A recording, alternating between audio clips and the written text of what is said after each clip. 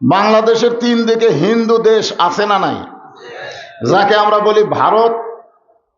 এ ভারত কিছুদিন হলে খুব গরম দেখাচ্ছে, গরম, ঠিক কিনা বলে?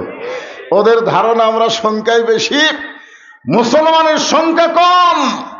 আরে মালওয়ানের বাচ্চারা শোনে না, সংখ্যা দিয়া ইমানের বিচার হয় না, জোরে কোন কথা ঠিক কিনা?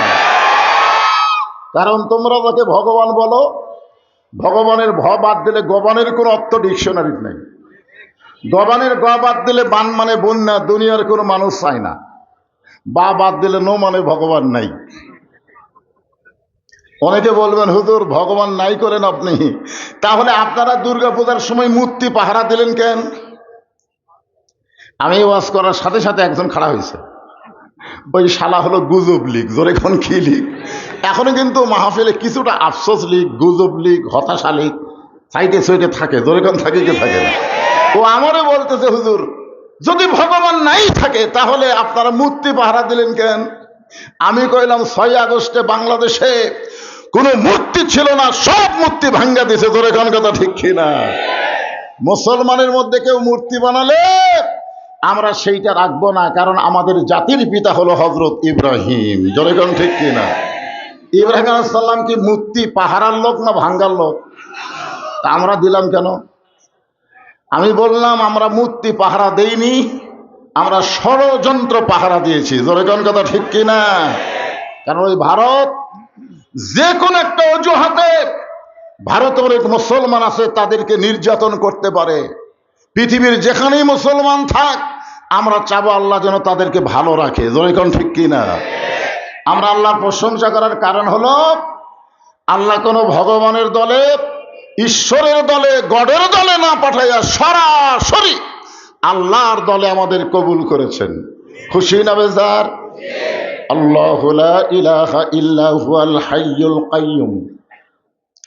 যদি মন চায় আলিফ বাদ দেন লিল্লাহি মা ফিস সামাওয়াতি ওয়াল আরদ, আবার যদি মন চায় আর একটা লাম বাদ দেন লাহুল মুলকু ওয়া লাহুল হামদ, আবার যদি মন চায় লাম বাদ দেন হুয়াল্লাহুল্লাযী লা ইলাহা ইল্লাহু।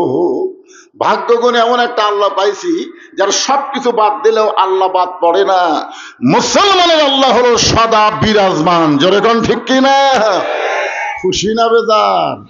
সেই আল্লাহর দলে ইসলামকে গ্রহণ করে মুসলমানের ঘরে আল্লাহ আমাদের কবুল করেছেন, এই জন্য শুকর গুজার করছি। সকলে বলি আলহামদুলিল্লাহ।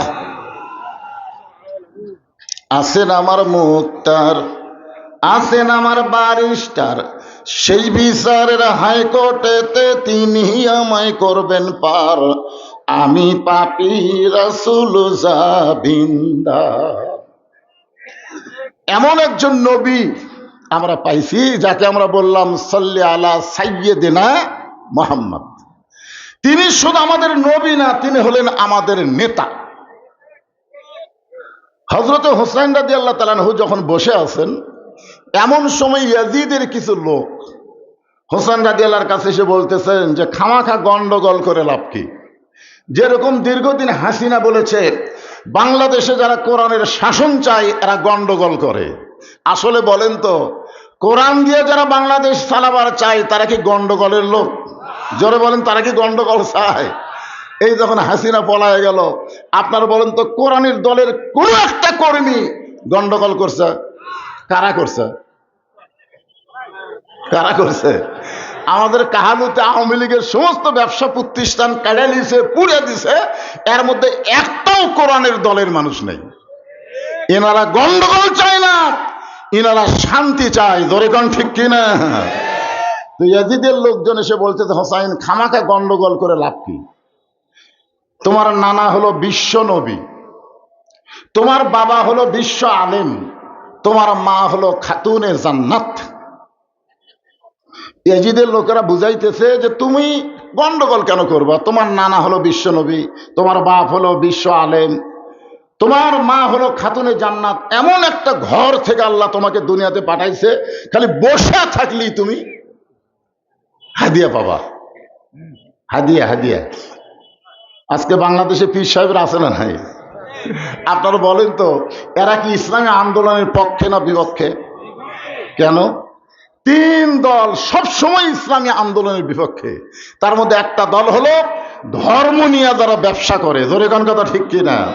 2 নম্বর হলো যারা পুঁজিপতি, কোরআনের আইন চললে সুদ বন্ধ হবে, যাকাত ভিত্তিক অর্থনীতি চালু হবে, জোরে কোন কথা ঠিক কিনা, ওরাও বিরুদ্ধচারণ করে। আর একটা হলো ইয়াজিদের মতন রাষ্ট্রীয় শক্তি, এরা সবসময় মনে করে যে কোরআন চালু হলে তো আমাদের দিন শেষ। কয় শ্রেণী কইলাম? সঙ্গে সঙ্গে হোসাইন দাঁড়িয়ে গেলেন, এতক্ষণ কি আছিলেন? বসে আছিলেন। এবার দাঁড়িয়ে বললেন, রে ইয়াজিদের সামসারা। কার সামসা?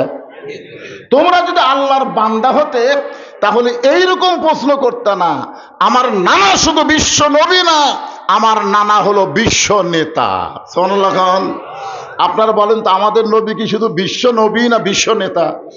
আজকে বাংলাদেশে বিশ্ব নবীকে বিশ্ব নেতা করা না মানে তারা সাধারণ মানুষকে নেতা বানায় তার পিছনে চামচা হয়ে ঘোরে, জোরে কার কথা ঠিক কিনা।